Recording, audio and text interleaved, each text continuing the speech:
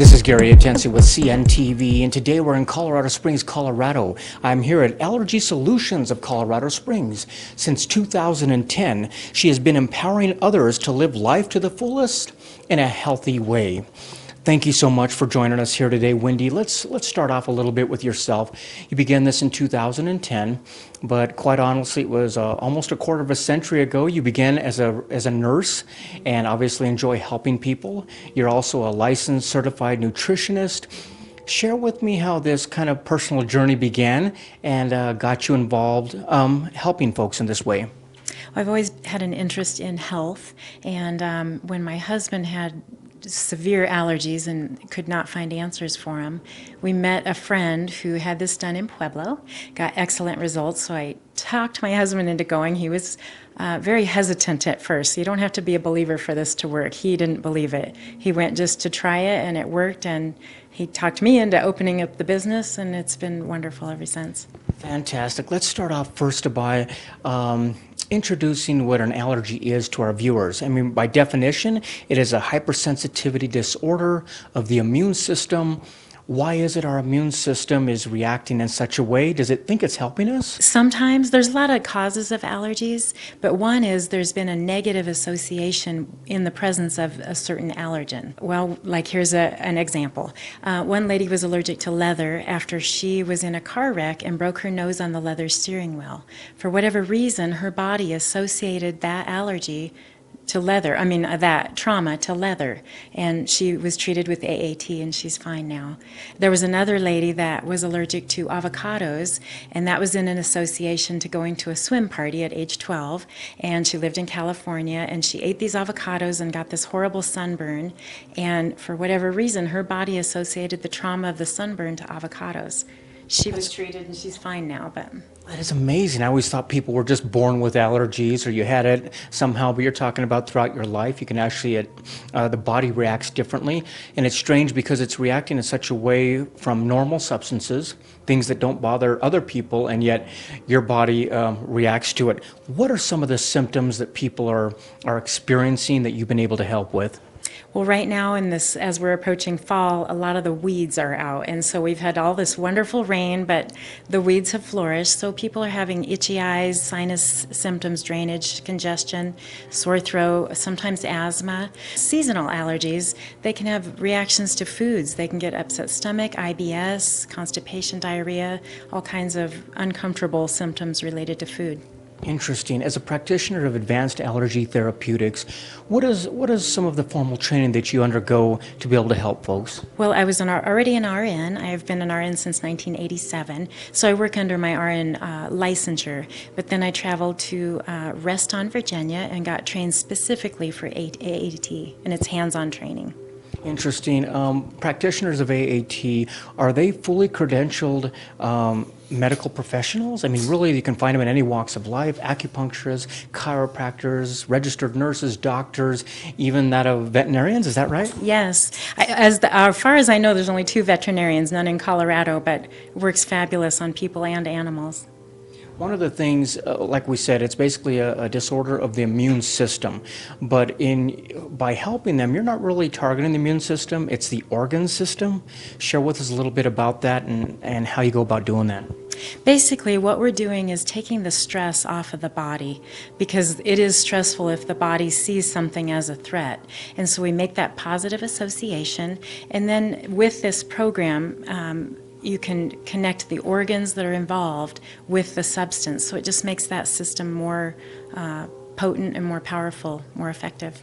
This is actually a pretty new therapy. I mean, you're tapping into 21st century science, yet at the same time, it's really almost holistic because of the fact that you're able to draw on acupuncture, which is for centuries has been around. Is that really what makes it approachable for a lot of people? Yes, and it has worked well for many years, but the reason this is more specific and more effective is like when I treat a cat allergy, I can not only just treat for cats, I can dial it down to see if they're allergic to the epithelial level or the protein in the cat or just whatever it is, and get real specific with it. So it's very effective that way. So we're talking, this is a non-invasive, no needles, no drugs. This really has to be kind of a welcome approach for a lot of people out there. Is that what you're finding? Absolutely, and it's such a joy. I've loved being a nurse for all these years, but it's such a joy for kids to come in or adults that have a needle phobia and honestly tell them I don't even have needles in my office. Everything I do is very comfortable and good for the body. Speaking of comfortable, let's walk us through something here. What they can expect when they come in. Are they going to sit down, have a consultation? What goes on in the back room? Talk with us a little bit about that. Okay, for a person's first appointment, I will ask them a series of questions and do an assessment so I can narrow it down to what protocol I'm going to be testing them for. And then they just sit down. I put a little cuff on their arm. It doesn't hurt or anything. The digital signal goes through the cuff, and then I can determine which substances they are sensitive or allergic to. For my purposes, it doesn't matter. If the body's seeing it as a threat or an allergy, we want to correct that. Allergies obviously can wreak havoc on one area or many areas of our body. Tell us a little bit of some of the symptoms you've been able to help with when it comes to the digestive system, and somebody out there maybe is having some problems that it could be allergies. I have several clients that have had IBS, irritable bowel syndrome, and they are off their medications and living symptom-free and eating the foods they want without problems, and it feels like a miracle. That has to be a miracle for a lot of people. One of the scariest ones, I think, would be respiratory problems, possibly breathing. Share with me some of the symptoms that people experience in that area. Some people have asthma, and that has been corrected or at least lessened. Sometimes it can be multiple substances, so they may need more than one treatment, of course, depending how many things they're allergic to. But it can definitely fix that and help it. One of the largest organs on our body is that of our skin. Obviously, that's one that most people think of when they come to allergies, scratching, itching. What are some of the symptoms you've been able to help with there as well? I've had many clients with eczema. I've had one client with psoriasis that we cleared it all up. And a lot of clients come in with hives or just little unexplained rashes that are kind of don't know the cause, and as long as we can find what you're allergic to, so it may take some extended testing, but I can usually find at least some of the problem on the first treatment, if not all of it. Like you said, it's got to be kind of scary for folks when they don't know what the cause of something is. I mean, let's say, for instance, we go to the doctor, we don't feel right, they tell us they found nothing, we're feeling tired, fatigued. As many times can this turn out to be allergies? Absolutely. When your body's seeing a threat, it's using a lot of energy to fight that and to produce these symptoms. So that's just energy you could be using for something else once that's resolved. Excellent. Viewers, take a look at the bottom of the screen right there. What you're going to see is her website. On the website, first of all, you can take a look there and learn a little bit more about Wendy. That she began this really in 2010 because of her husband that needed some care, and she found out she was very good at it. But really, she's been in the medical field for almost 25 years now, helping folks. You can also see on the website there some of the symptoms that she's been able to help, be it digestive or through the skin. It's as easy as basically clicking right there on the website and scheduling an appointment for yourself. Obviously, you're a certified licensed nutritionist. Is that part of some of the programs that you can provide for as well, consulting in that area? Absolutely. It's not specifically connected to AAT, but of course, the better we nourish our body and treat our body, the better we're going to respond to everything. So some people like to have a nutrition consult, or also some people come in just for cholesterol or weight management, things like that. Wonderful. As I said at the beginning, basically your vision is to empower people out there to live their life to the fullest. Is this still something that you enjoy very much, and you love really hearing about the success stories that you're able to provide? Absolutely. I feel like this is a gift given to me that I'm able to help people, and it's so rewarding. I can't even put words to it. Excellent. Last time, viewers, take a look at the bottom of the screen. That is Allergy Solutions of Colorado Springs. Imagine living life symptom-free. This is Gary Atencia with CNTV. And if you don't know, now you know.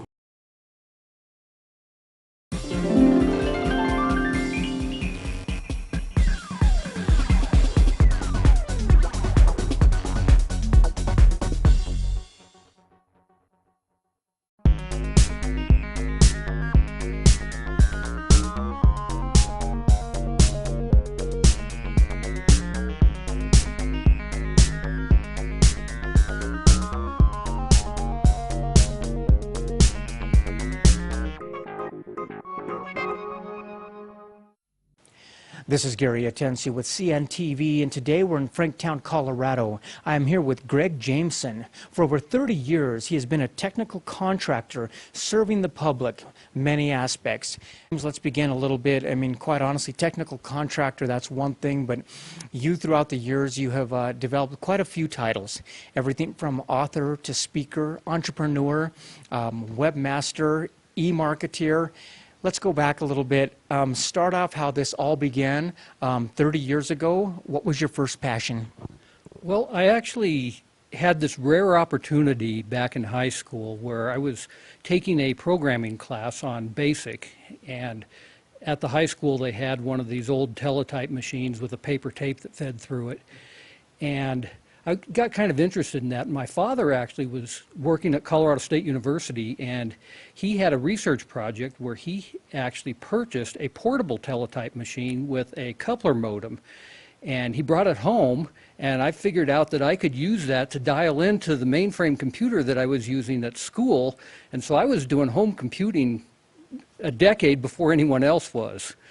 That is amazing. I mean, so quite honestly, is this something that actually runs in your family because of your father as well? Yeah, my father liked to play with computers too, and like I said, he was using a research project to do that. So I kind of just started doing things, and I actually, as a result of doing this kind of interactive computing before anyone else was, when I went to school, I was able to get a job because other people were like still using punch cards and so forth, and I was like, I can do interactive computing, and people thought that was pretty cool, so I got a job actually developing some software while I was in college. So we're talking about back in mid-70s, you're doing some software programming. Later on, obviously, you were really there when the internet began. You start delving into website as well. Basically, are those two combinations something that you're still able to provide for folks? Yes, I still do actually custom programming for people. When the internet started, it was mostly static pages out there, but because of my computing background, I was able to start in doing some database work on the internet very early on so that the web pages could actually be interactive depending upon how somebody hit a web page. And I've done a number of projects for some fairly significant companies doing database work. You really probably have seen quite a bit of change in the past 20, 30 years evolving. I mean, anymore, it's not just websites that are web-based businesses that are actually selling online, but we're talking about brick and mortar companies that are making themselves more accessible to the consumer by e-commerce. Is this kind of a natural progression that you found yourself going as well? Yeah, it really is. And you know, it's interesting that everybody today really needs a website. No one uses the phone book anymore. They want more information than that, and so everybody has to have a website. Some people need e-commerce websites, other people need sites so that they can find out what it is that their business has to offer. But your website is critical, and if it's not driving traffic for you, it's not working. You yourself, you have experience dealing with companies that are smaller companies that may be brick and mortar small, but also larger companies out there. Does it really matter, big or small? You pretty much are able to provide solutions, either one. Yeah, I've been able to do work. I've got a virtual team of people that I work with, so I can actually do some things for large companies, like you said, smaller companies that, you know, I've got a lot of people that are really mom and pop shops that I have worked with and been able to create some really good solutions for those people. I know we've actually interviewed a couple of those that you've had your hand in with their website before, and have done a great job with. I noticed that obviously the surge of websites, like you say, everybody needing one, we also see a surge in web designers, folks that are out there able to help with them. You're kind of a unique breed because of the fact you have the programming side as well as the website. Are those two different sets of skills required? They are, actually, and yeah, I've been fortunate because I grew up in the computer industry, so I was able to really have that technical background. There's a lot of people out there that are doing website design, and the fact is that some of the people will do website designs really cheaply. They may or may not end up good. You know, you may get what you pay for. Some people are just starting out and they do a good job, but being able to actually program a database is one thing, and then there's actually the other skill, which is the marketing skills. Right. And some web designers have internet marketing skills and some don't. So I really kind of am this interesting breed of being able to cross all three areas. That's where I was going to lead you next, was the fact that, okay, we've got this great website set up. It looks great, not only with you, but it looks great, but the back end is powerful as well. And now we're really just in the starting blocks because we need to get eyeballs on that site. We have to have a strategy put in place, and obviously that's where you come into play with e-marketing. Share with us what you're able to help with folks as far as e-marketing goes. Well, there's a whole bunch of things as it relates to e-marketing. And one of the things that's interesting is that most people, when they first start out, they think, if I can just get to be #1 on Google, then I'm going to be successful. And what those people don't really understand is that's backwards thinking. You get to be #1 on Google because you've already done all these other things correctly. Being #1 on Google is kind of the payoff for having done all of these other e-marketing. So you're putting the cart before the horse. I mean, quite honestly, Google loves activity, and so you've got to make that happen. Yeah, and I've actually had people where I put up a website for them, and within a week they have called me up and said, hey, I've done this search on Google for whatever it is I'm doing, commercial flooring, and I'm not showing up. And it's like, well, there's a whole bunch of factors that go into Google showing your page. One is longevity. Your site's only been up a week. Two is, as you said, activity. How are people actually responding to your website? And then a whole bunch of other things. There's over 200 variables that Google actually looks at to make sure if your site is worthy of being on page 1. Most of those things the average small business person doesn't even think about. Larger companies, they have people in place that understand all that. Large companies know what's important for the marketing. Smaller companies, we're learning slower. Is that really how this book came to be when you start looking at how the bigger companies run and evolve? Yeah, the book here is Amazon's Dirty Little Secrets is the title of the book. The subtitle is what's really interesting, and that's how to use the power of others to market and sell for you. And Amazon, as we all know, is by far and away the most successful e-commerce company in the world. And if you take a look at what they've done to become successful and try to apply those things to your own business, it can make a huge difference. And one of the things that I discovered as I've been working with these hundreds of customers over the years is that the ones that have been doing a really good job are also doing many of the same things that Amazon does in terms of getting other people to recommend products for them. I mean, it's amazing what Amazon has been able to do. I mean, they're positioned for over 2 decades. You're basically telling me that it's a lot more than just what they've done internally. Quite honestly, they're leveraging the world around them. Yeah, they really are. It's interesting, kind of the way that it started out of leveraging the world around them was through their affiliate program, where they would get other people to sell products on, the other person's website and basically drive that traffic back to Amazon, and then Amazon would give the person that sold it a piece of the action. But if you take a look at kind of everything that Amazon does, it's really all about how can we get somebody else to promote our website for us. That is some serious leverage. Share with us what people are going to learn here in the book a little bit.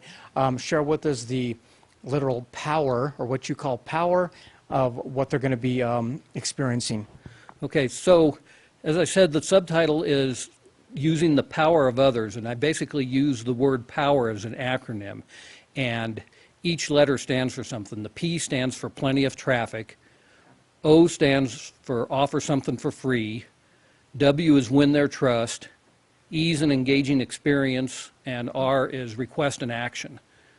So these are really practical steps that people can take the same way that larger companies have done, and basically figure out how to apply them in their particular format.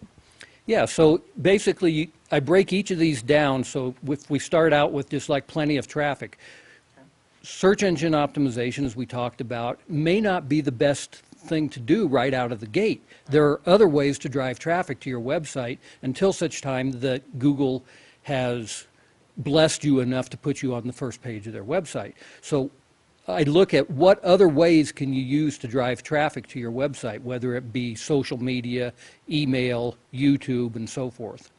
Wonderful. Share with us a practical example, maybe something that's happened in recent times here that maybe Amazon has done and that caused some buzz out there. Okay, well, one of the things that Amazon is an absolute master at is getting in the news. They're always in the press, and certainly they've got a big PR department. They're sending out press releases and so forth. But last year, the day before what's called Cyber Monday, they had a segment on 60 Minutes where they were talking about being able to deliver products via drone. Now, Jeff Bezos, right in the interview, said this is years away, but it didn't make any difference that it was years away. The next day was Cyber Monday, and their sales skyrocketed because of all this free exposure that they got.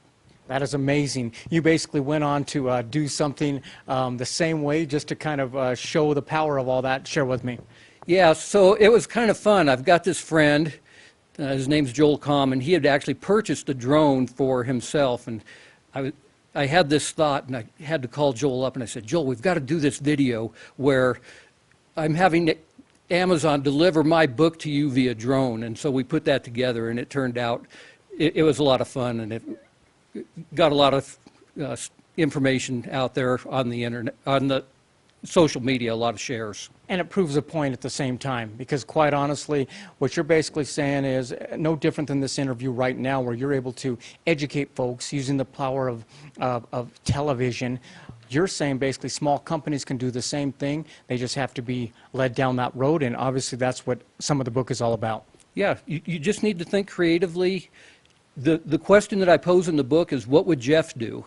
And if Jeff Bezos would do it, it's probably a good thing for you to do for your business as well. Excellent. Viewers, take a look at the bottom of the screen right there. What you're going to see is his website. First of all, on the website, you're going to see some of the technical service that he can provide for you, be it programming or that of website design. But quite honestly, e-commerce, obviously getting some activity onto that website and making sure that it's a company that is going to be successful. I mean, his mission is to make your company successful on the internet. And so it takes many different facets to do that. And that's what he's been doing for over 30 years of experience. What began as a strictly software, somebody way ahead of his game, is still keeping ahead of the trend, if you will, when it comes to internet design. Speaking of the book, obviously a lot of people are able to tap into the knowledge that you have. Another way they can do that is through your public speaking. Share with me some of the topics of seminars that you've been able to provide for folks. Well, one of the things that I've actually done is I've broken down a lot of the things in the book into specific things that somebody might be interested in. So I can certainly talk about the general concept of the book as one of the things that I do in public speaking. But if somebody is interested specifically, say, in YouTube or Facebook or Pinterest, you know, any of those types of things, I can do complete presentations on those and have done those for both companies and for the general public. Any plans in the future of putting some of that knowledge on videotape to make it accessible for folks? I've actually already been working on that. There is a whole series of information products that are supplemental training to the book. So you can, after you buy the book, there's actually a QR code in there as well as a website at the back of the book. You can go there and you have the opportunity to get involved with some of this other supplemental training, whether it be individual things like that or a more in-depth program about the entire Power Plus formula. Wonderful. So we're talking about the book. We'll definitely get you started there, but you've got an optional supplement. You start talking about reaching out through video as well as the web. Viewers, take a look at the bottom of the screen there again. His contact information is right there. You can contact him via the office phone there and basically set up a consultation. That is the best way to find out what it is that maybe he can provide solutions for you. And obviously, if you've got anything anymore, like he said, you have to have a website. His mission is to make your company successful on the internet. This is Gary Atencia with CNTV. And if you don't know, Now you know. Until next time, if you know of a business who you feel the whole city should know about, nominate them, we'll send a reporter out. This is Gary Atencio from CNTV, and if you don't know, now you know.